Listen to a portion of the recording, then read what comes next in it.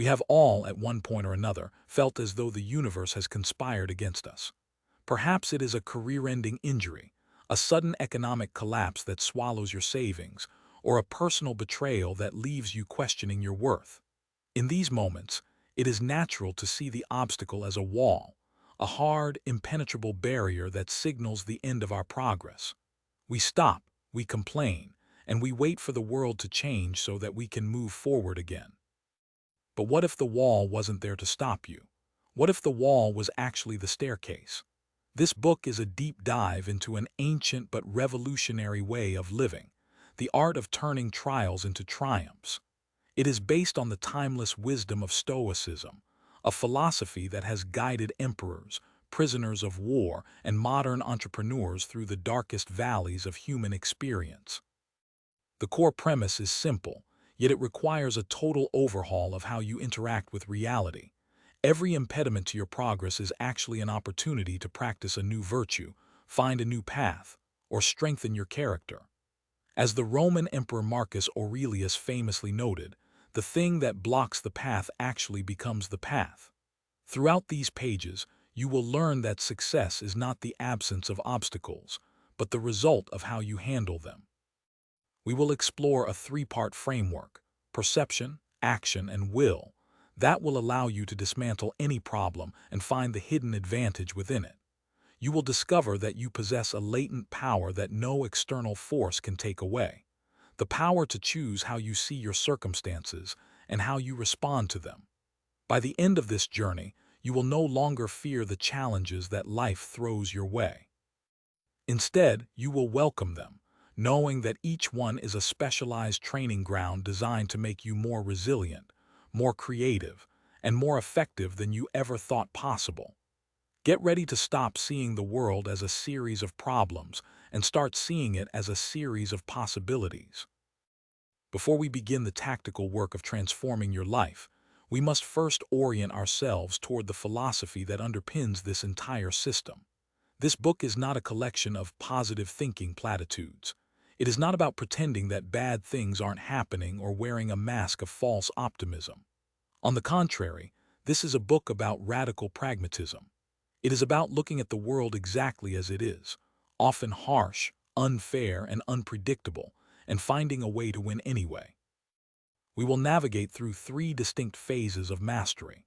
First, we will master perception, which is the ability to see things clearly and objectively, stripping away the emotional baggage that makes obstacles seem larger than they are.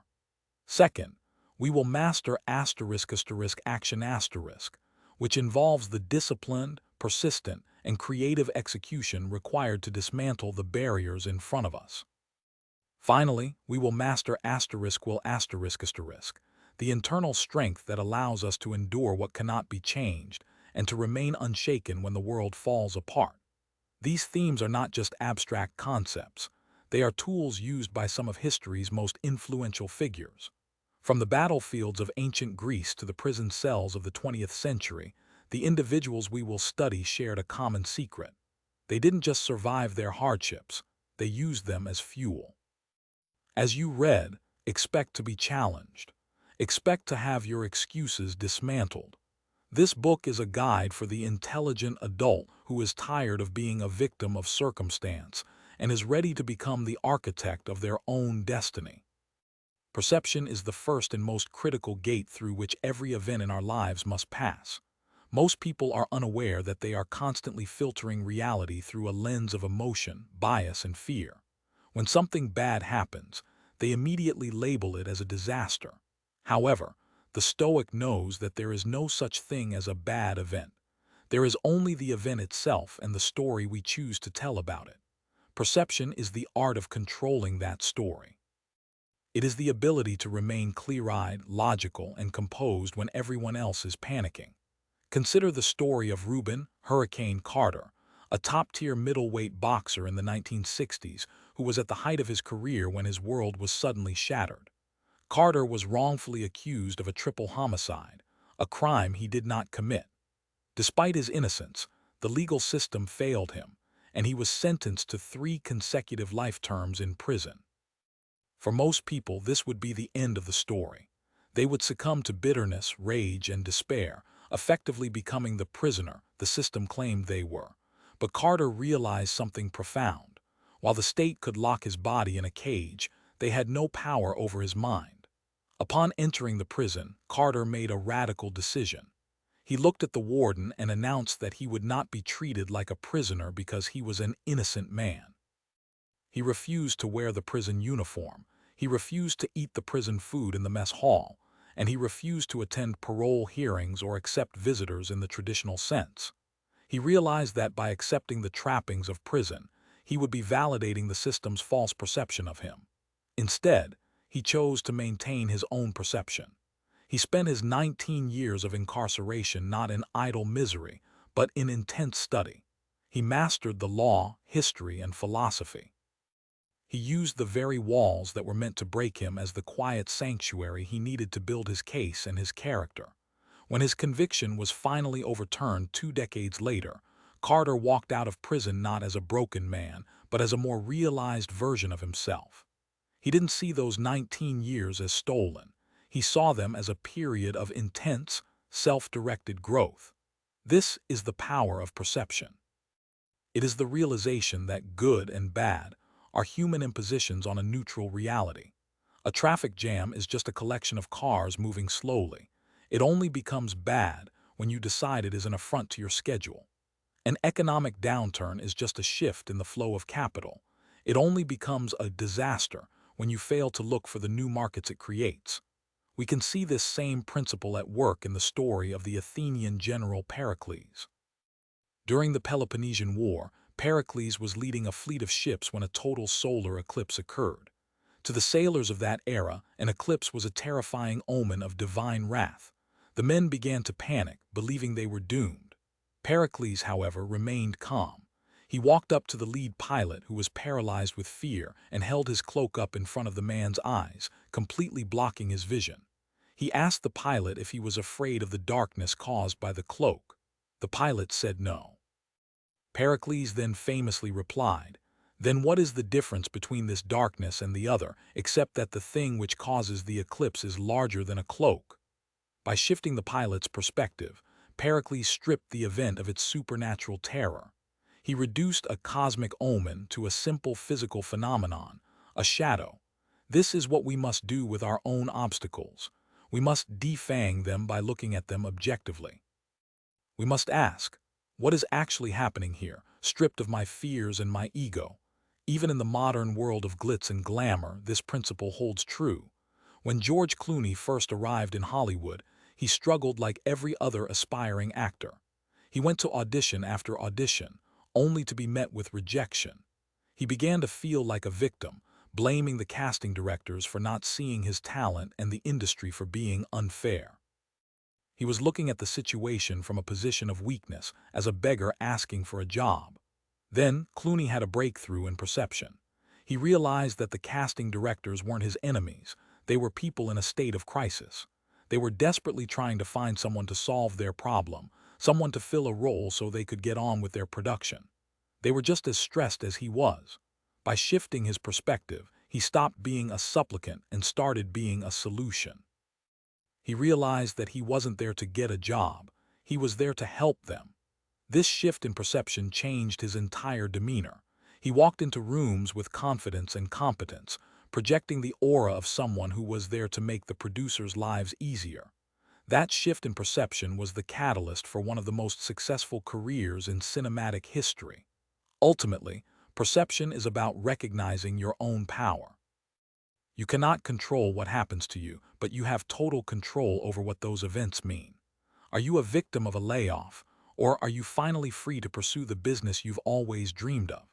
Is a disability a life sentence of limitation, or is it a unique challenge that will force you to develop mental strengths others will never know? The choice is yours. Perception is the foundation of all success, because the way you see the world determines how you act within it. Once we have mastered our perception and learned to see our obstacles for what they truly are, neutral events with hidden opportunities, the next logical step is action. However, this is not just any action. It is not the frantic, unthinking movement of the desperate. It is disciplined, deliberate, and bold action. Action is the process of taking the path that perception has revealed and walking it with everything you've got. To act effectively, you do not need to be a glass-half-full optimist. In fact, naive optimism can be a hindrance because it blinds you to the very real difficulties ahead. Instead, you need to be a rationalist. You must look at the task, acknowledge its difficulty, and then begin the work. You subtract the emotion and add the effort. You don't need to feel like doing the work. You just need to do it. The greatest example of this kind of disciplined action is found in the life of Demosthenes, the man widely considered the greatest orator of ancient Athens. If you had seen Demosthenes as a young boy, you would have laughed at the idea of him becoming a public speaker. He was born with a severe speech impediment, a stutter that made him the object of ridicule. He was physically weak and sickly. To make matters worse, his father died when he was only 7, leaving him a massive inheritance that was promptly stolen by his legal guardians. He was left with nothing, no money, no education, and no voice. Most people would have been crushed by this trifecta of misfortune, but Demosthenes transformed his rage into a fuel for action. He decided that he would take his guardians to court and reclaim what was his. But to do that, he had to become a master of the law and a master of speech. His training was legendary for its intensity and discipline. To overcome his stutter, he practiced speaking with a mouth full of pebbles, forcing his tongue to work harder to articulate. He would run up steep hills while reciting long passages of poetry to strengthen his lungs and his stamina. He even built an underground study where he could practice for months at a time without distraction. To ensure he wouldn't be tempted to leave and socialize, he shaved half of his head, making himself too embarrassed to appear in public. He turned his life into a laboratory of action. When he finally reached adulthood, he took his guardians to court. He stood before the people of Athens, and through the sheer power of his voice and his legal arguments, he won. He didn't get all of his money back. Most of it had been spent. But he had gained something far more valuable. He had become the most formidable orator in the city. The obstacle of his stolen inheritance had forced him to develop a skill set that made him a legend. The lesson of Demosthenes is that action must be persistent and strategic. You don't tackle the whole mountain at once. You focus on the single step in front of you. This is what modern coaches like Nick Saban of the University of Alabama call the process. Saban is one of the most successful football coaches in history, and his secret is that he forbids his players from thinking about the big picture. He doesn't want them thinking about winning the national championship or even winning the game they are currently playing. Instead, he wants them to focus on the process. The current play, the current block, the current 5 yards. Why? Because the big picture is often overwhelming. If you think about the 500-page book you want to write, you will be paralyzed by the sheer volume of work. But if you focus on the process, writing one good sentence, then one good paragraph, the book eventually writes itself. The process is soothing because it reduces a daunting future to a manageable present. It removes the anxiety of what if and replaces it with the certainty of what now. When you are faced with a massive obstacle, stop looking at the top of the mountain. Look at your feet. What is the one thing you can do right now to move the needle? If you are in debt, what is the one expense you can cut today? If you are starting a business, what is the one phone call you can make this hour? Action is the antidote to despair. As long as you are moving, as long as you are executing the small steps of the process, you are winning. However, we must also be prepared for the reality that action does not always lead to the desired outcome. You can do everything right, you can have the perfect perception and the most disciplined action, and still fail. Your partner might still leave you. Your business might still go bankrupt. The weather might still ruin your event. In these moments, the Stoic uses a secondary form of action, the action of flipping the failure. If you cannot achieve your primary goal, you use the failure as an opportunity to practice a different virtue. If your business fails, you practice the virtue of resilience and the art of starting over. If a relationship ends, you practice the virtue of forgiveness and self-reliance. This means that there is no such thing as a total failure. Every outcome, whether positive or negative, provides raw material for you to work with. Action is about being bold, but it is also about being flexible. It is about having the discipline to stay the course when things are hard, and the wisdom to change course when the path is blocked. It is about realizing that while you cannot control the results, you have total ownership over the effort. And in the end, the effort is the only thing that truly belongs to you. The third and final pillar of this system is will. While perception is mental and action is physical, will is internal. It is the inner citadel, a term used by the Stoics to describe a metaphorical fortress within the mind that is impervious to external circumstances. Will is what allows us to endure when perception and action are not enough. It is the power that enables us to accept what we cannot change with grace, while remaining ready to change what we can. Many people confuse will with willpower, the brute force of wanting something really badly, but true Stoic will is much deeper. It is the quiet, resilient strength of acceptance. It is the realization that while the world can take your money, your health, and your reputation, it can never take your character unless you allow it. Building an inner citadel is not something that happens overnight. It is a lifelong project of preparation. We must prepare for the worst while working for the best. This is where the concept of the dichotomy of control comes in. The Stoic masters like Epictetus, who was born a slave, and Marcus Aurelius, who was the emperor of Rome, constantly asked themselves, "What is in my control and what is not?" They realized that they controlled their own thoughts, their own intentions, and their own reactions. Everything else, the weather, the economy, the opinions of others, and even death itself, was outside their control. By focusing only on what they could control, they became invincible. A powerful example of this internal preparation can be seen in the life of Theodore Roosevelt. We remember Roosevelt as the ultimate man of action, the rough rider, the big game hunter, the energetic president. But Roosevelt was not born this way. He was born a sickly, fragile child with debilitating asthma. In the 19th century, asthma was often a death sentence or a life of invalidism. Roosevelt would spend weeks gasping for air, unable to leave his bed.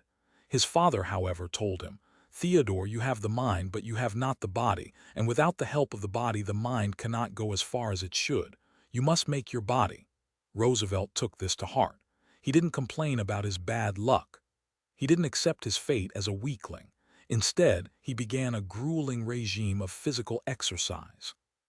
He built a gym in his home and spent hours every day strengthening his lungs and his muscles. He literally worked away his weakness. But his physical strength was only a reflection of his internal will. Throughout his life, Roosevelt faced unimaginable tragedies. In a single day in 1884, both his mother and his young wife died in the same house. He was devastated. But instead of letting the grief destroy him, he retreated to the Badlands of Dakota to work as a ranchman. He used the harsh environment to rebuild his inner citadel. He learned to endure the cold, the heat, and the loneliness. By the time he returned to politics, he was unshakable. When an assassin shot him in the chest during a campaign speech years later, Roosevelt didn't panic. He realized the wound wasn't immediately fatal, so he finished his 90-minute speech before going to the hospital. That is the power of a prepared will. Roosevelt knew that life would always throw obstacles in his way. He didn't ask for a life without trouble. He asked for the strength to handle the trouble that came. This is the essence of will. It is the realization that this too shall pass, and that we have the internal resources to outlast any storm. To build your own inner citadel, you must practice the art of premeditation. You must occasionally think about the things that could go wrong, not to worry about them, but to prepare for them. If you lost your job tomorrow, would you be okay? If you got sick, would you still have your integrity? By mentally rehearsing these scenarios, you take away their power to surprise and overwhelm you. You realize that you are stronger than your circumstances. Will also involves the virtue of amor fati, or a love of fate. This is the highest level of Stoic practice. It is not just accepting what happens, but embracing it. It is saying, "I didn't choose this obstacle, but since it's here, I'm going to use it to become better." It is the fire that consumes everything and turns it into more fire. When you reach this level of will, you are no longer at the mercy of the world. You are a co-creator of your experience. You recognize that every hardship is a gift in disguise, a piece of raw material that you can use to build a life of meaning and purpose. As we move deeper into the mastery of our internal world, we must distinguish between two concepts that are often used interchangeably, but are fundamentally different: persistence and perseverance. Understanding the difference is the key to winning the long game of life. Persistence is an energy. It is the act of throwing yourself at a single obstacle over and over until it breaks. It is the entrepreneur who makes 100 cold calls a day. It is the athlete who stays after practice to take 500 extra shots. Persistence is about the how. It's about finding a way through a specific barrier. It is a vital tool, but it has its limits. Sometimes, no matter how hard you push, the door won't open. Perseverance, on the other hand, is an endurance. It is the ability to stay in the game for the long haul, even when the path is blocked by a series of different obstacles. If persistence is a sprint, perseverance is a marathon. Perseverance is about the why. It's the deep-seated commitment to your ultimate destination, regardless of the detours you are forced to take. The archetypal story of perseverance is Homer's Odyssey. After fighting in the Trojan War for 10 grueling years, the hero Odysseus sets sail for his home in Ithaca. He expects a simple journey, but the gods have other plans. For the next 10 years, Odysseus is faced with an unrelenting series of obstacles. He is held captive by the nymph Calypso. He is nearly killed by the Cyclops Polyphemus. He has to navigate his ship between the whirlpool Charybdis and the six-headed monster Scylla. He loses his entire crew and his ship. At any point during those 10 years, Odysseus could have given up. He could have succumbed to despair or stayed in the easy life offered by various temptations. But he didn't. He had the perseverance to keep going, one obstacle at a time. He didn't just persist against one storm, he persevered through a decade of them. When he finally arrived home, 20 years after he had left, he was not the same man who had gone to war. He was wiser, stronger, and more capable. Life is rarely a single obstacle that we need to overcome. It is more often a series of obstacles. You solve one problem, and a new one immediately appears. This can be exhausting if you only have persistence. You will feel like you are losing because the problems keep coming. But if you have perseverance, you realize that the appearance of new obstacles is just a sign that you are still in the game. Perseverance requires a shift in how we view time. We live in a culture of instant results, but greatness is almost always the result of long-term endurance. Think of the scientist who spends 30 years in a lab before making a breakthrough, or the social reformer who spends a lifetime fighting for a cause they may never see fully realized. These people aren't just persistent, they are persevering. They have tied their will to a goal that is larger than any single setback. To cultivate perseverance, you must learn to manage your energy. You cannot stay at a 10 out of 10 intensity forever. You have to learn when to push and when to wait. You have to learn how to recover from a blow and get back on your feet. As the saying goes, fall down 7 times, get up 8. That 8th time is perseverance. Perseverance also involves a certain level of humility. It is the recognition that you are not in control of the timeline. You might want to reach your goal in 6 months, but life might decide it will take 6 years. Persistence says, I will make it happen now. Perseverance says, I will make it happen, no matter how long it takes. This quality is what separates the legends from the one-hit wonders. Anyone can be persistent for a week or a month, but very few can persevere for a decade. When you commit to the long game, you take the power away from the obstacles. A delay is no longer a defeat, it's just a delay. A detour is no longer a failure, it's just a different route. By embracing perseverance, you ensure that as long as you are still breathing, you haven't lost. You are simply on the way home. We have covered perception, action, and will. We have learned to see clearly, act boldly, and endure gracefully. But there is one final obstacle that every human being must face, the ultimate obstacle that cannot be overcome, bypassed, or outlasted. That obstacle is death. To many, the thought of death is a source of terror and paralysis. We spend our lives trying to ignore it, distract ourselves from it, and pretend it isn't coming. But the Stoics took a different approach. They practiced asterisk memento mori asterisk, the meditation on mortality. They didn't do this to be morbid or depressed. They did it to gain a radical sense of clarity and urgency. When you realize that your time is finite, that you could leave life right now, all the minor obstacles that consume your energy suddenly shrink to their true size. Why get angry at a rude coworker? Why stress over a small financial loss? Why wait to tell someone you love them? In the shadow of death, these things are revealed as the trivialities they are. Death is the ultimate filter for perception. It strips away the ego and leaves only what is essential. Using death as a tool is the final stage of turning an obstacle into an advantage. If death is the ultimate obstacle, then the fact that you are still alive is the ultimate opportunity. Every day you wake up is a bonus. Every breath you take is a chance to practice the virtues we've discussed. When you embrace your mortality, you stop being a victim of time and start being a master of it. You live with a calculated urgency, focusing your energy on the things that truly matter.